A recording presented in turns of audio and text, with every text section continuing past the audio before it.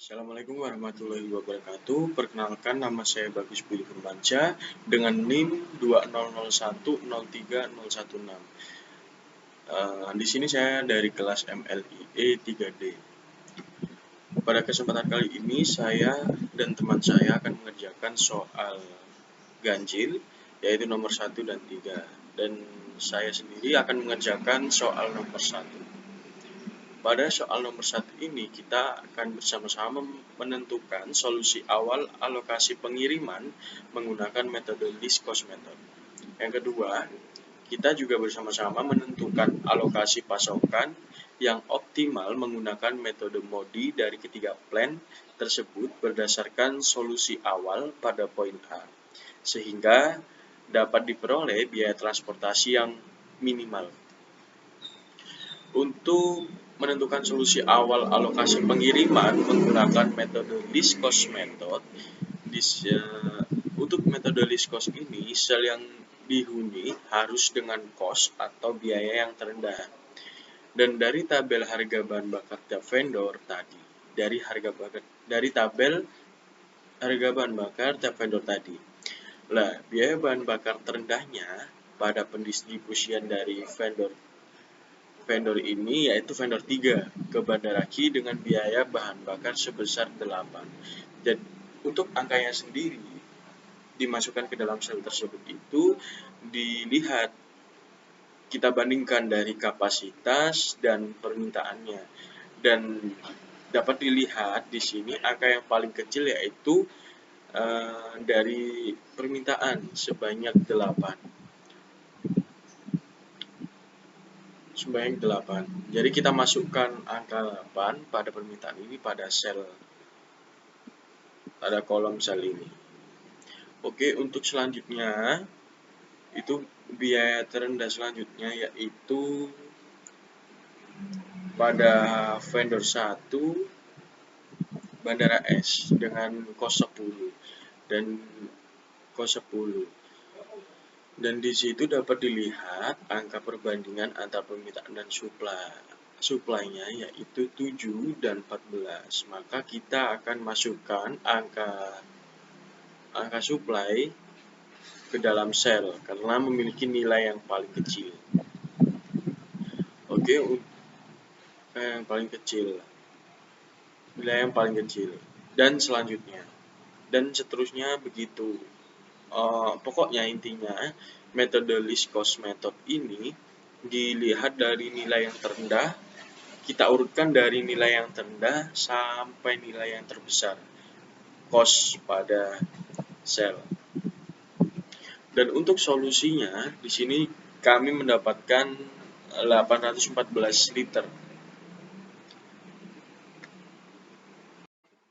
Oke, sedangkan pada soal B atau menentukan alokasi pasokan yang optimal menggunakan metode MODI dari ketiga plan tersebut berdasarkan solusi awal pada poin A sehingga diperoleh biaya transportasi yang minimal. Pada perhitungan menggunakan metode MODI ini, langkah perhitungan awal atau langkah pertama yaitu solusi visible awal. Solusi visible awal itu sama dengan soal yang A, jadi kita menentukan dulu setiap sel pada setiap angka pada selnya itu kita menentukan dan sama seperti soal yang A, jawaban sama seperti soal yang A. Terus langkah yang kedua itu pengecekan syarat non-degenerate solution.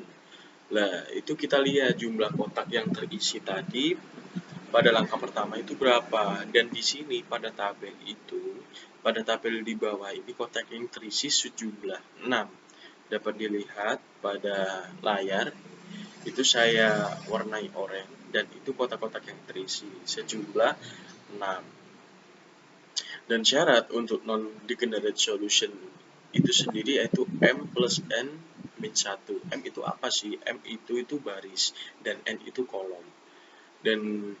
Dan di sini M-nya itu 3, sedangkan N-nya atau kolomnya itu 4. Dan jadinya dengan hasil itu 3 tambah 4 dikurangi 1 sama dengan 6. Dan kesimpulannya pada langkah kedua ini yaitu memenuhi syarat dan lanjut pada tahap tes optimasi. Dan di langkah 3 ini, tes optimasi ini kita itu menentukan nilai UI dan VI. Tahap optimasi ini yang diujikan itu yaitu sel yang sudah terisi kecuali 0. Misal, sel yang terisi yaitu pada vendor 1 bandara S dan nantinya dapat diperoleh U1 ditambah V4. Lah, U1 di sini itu vendor dan V4 yaitu sebagai bandara S. Kemudian U1 ditambah V4 sama dengan C14. C14 ini dari mana sih? C14 ini dari akumulasi U1 dan V4. U1 dan V4. Dan kemudian dicari V4-nya. Jadi kayak pindah ruas gitu. Pindah ruas. Jadi V4 sama dengan C14 dikurangi U1.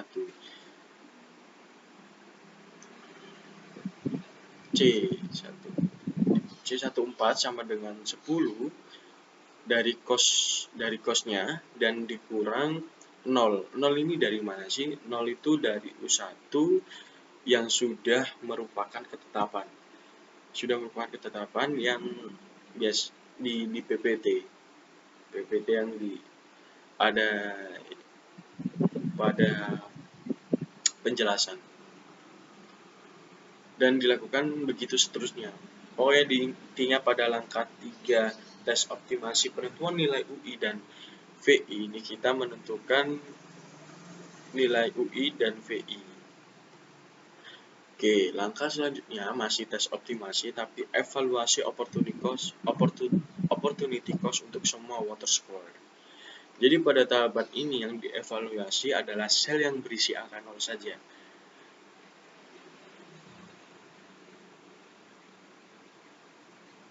Dan setelah U1 dan UI dan VI-nya udah ketemu, dan di sini UI sama dengan 0, U2 sama dengan 40, U3 sama dengan 10, V1 sama dengan 30, V2 sama dengan 2, V3 sama dengan 0, V4 sama dengan 10. Dan di sini dievaluasi lagi sel yang berisi angka 0 saja, misal A1 delta 11 del C11 dikurangi U1 dikurangi V1. Jadi 19 dikurangi 0 dikurangi 0.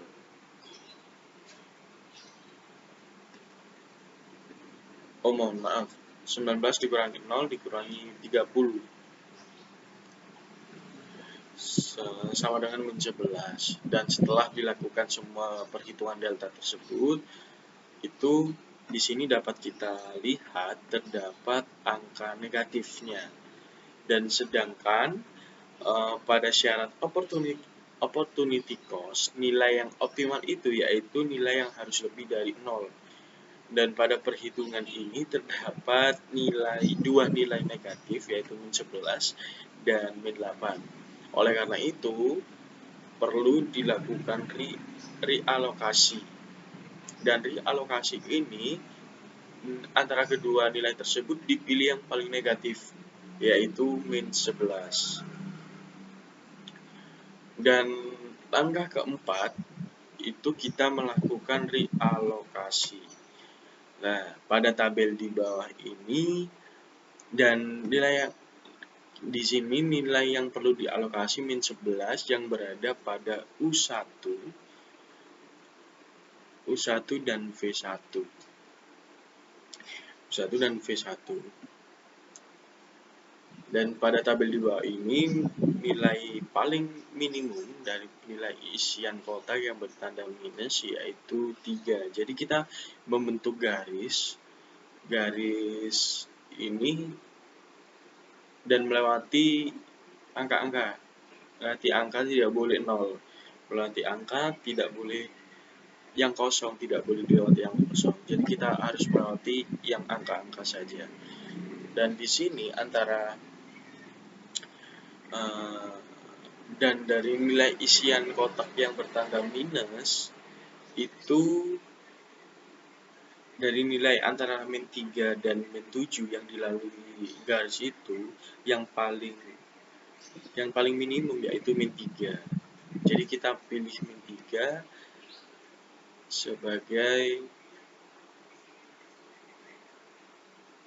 sebagai angka untuk penambahan dan pengurangan nantinya. Dan di sini yang kita pilih yaitu min 3 sebagai angka pengurangan dan penambahan nantinya. Langkah yang keempat, menghitung opportunity cost kembali. Jadi kita menghitung opportunity cost kembali dan terlihat pada tabel yang sudah kita realokasi ini, itu yang saya tandai warna biru itu dapatnya dari mana? Jadi dapatnya dari itu tadi perhitungan yang dengan nilai 3, jadi 3 ditambah 3 3 ditambah kan itu kan semula kan 0. Nah, 0 itu nantinya ditambah 3 jadi sama dengan 3. Yang 4 ini dari mana? 4 itu dari 7 dikurangi 3 jadi ya sama dengan 4 dan seterusnya. Dan setelah kita lakukan perhitungan opportunity cost kembali, itu masih terdapat nilai opportunity cost yang kurang dari 0. Jadi kan sehingga belum optimal dan perlu direalokasikan kembali. Di sini saya tidak melakukan realokasi kembali karena mayoritas titik pemberhentian pada sel nanti sel itu kebanyakan melewati titik 0. Dan pada PPT penjelasan itu bahwa titik pemberhentian itu tidak boleh di 0, maksudnya tidak boleh melewati 0, harus ada angkanya yang dilewati. Dan mayoritas kebanyakan titik pemberhentian pada alokasi yang sudah saya hitung itu banyak melewati titik pemberhentian yang bukan angka atau 0. Jadi sehingga saya tidak melakukan realokasi kembali. Sehingga biaya transportasi yang minimum sebesar Rp781.000.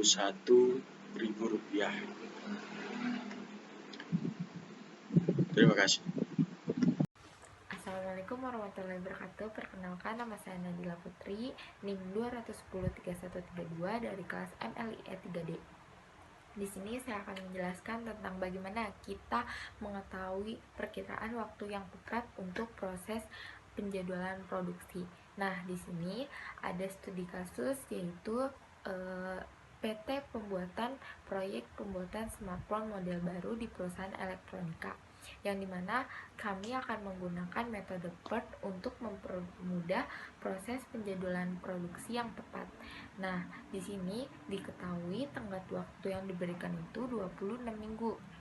Di sini ada kegiatannya A sampai H. Terus ada diketahuinya waktu optimisnya. Waktu optimisnya ini dimana waktu ini itu waktu yang berjalan dengan waktu yang akan tercapai dan untuk menyelesaikan aktivitas tersebut. Terus ada waktu realistisnya, ini waktu normalnya, dimana waktu normal ini waktu yang berjalan, aktivitas yang berjalan dengan lancar. Terus waktu pesimisnya, dimana waktu pesimisnya ini waktu yang terlambat dalam penyelesaiannya. Nah, sudah diketahui nih jalur kritisnya, jadi kami tinggal menghitung jalur kritisnya saja. Jalur kritis ini terdiri dari kegiatan A, C, E, G, dan H. Nah, kemudian langkah pertama itu kami menentukan min dan varian. Dimana min dan varian ini rumusnya untuk min itu waktu optimis ditambah 4 dikali waktu realistis ditambah waktu pesimis dibagi 6.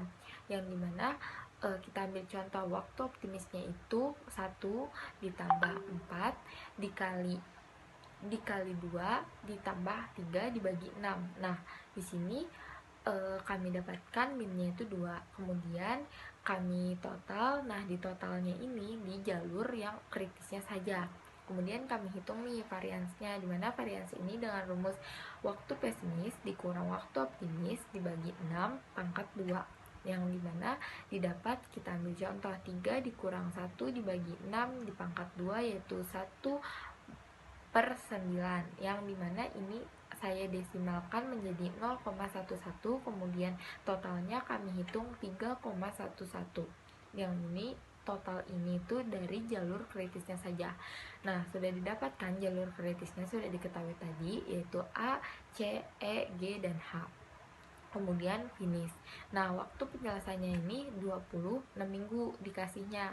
Kemudian kita menentukan Z probabilitas untuk penyelesaian proyek dengan asumsi distribusi, di mana waktu selesai dikurang rata-rata distribusi dibagi variasi dari distribusi tersebut.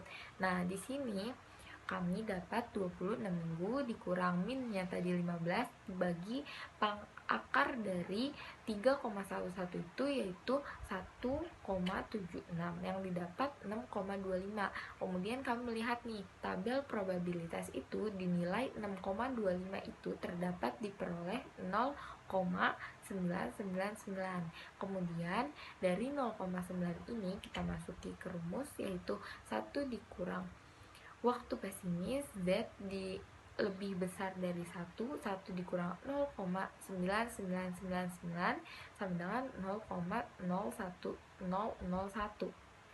Jadi, peluang penyelesaian proyek tersebut dapat diselesaikan 26 minggu sebesar 0,1%. Nah, jadi tidak ada peluang untuk menyelesaikan proyek. Jadi ada peluang 0,1%. Jadi ada peluang 0,1% untuk menyelesaikan proyek dalam waktu 26 minggu tersebut. Terima kasih. Wassalamualaikum warahmatullahi wabarakatuh.